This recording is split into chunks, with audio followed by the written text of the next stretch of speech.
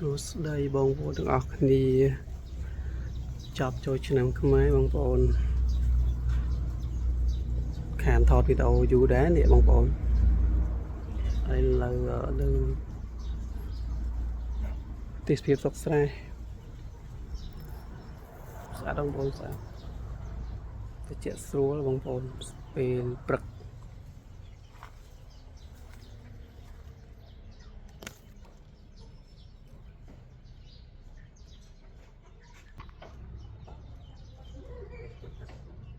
ធម្មជាតិបងប្អូនធម្មជាតិ 100% មកទេសភាពសុខស្រែដំណាំនៅតាមផ្ទះបងប្អូន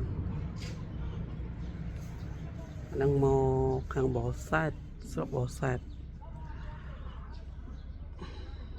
ហើយចូលឆ្នាំមកបានថតទេបងប្អូនវល់ពេក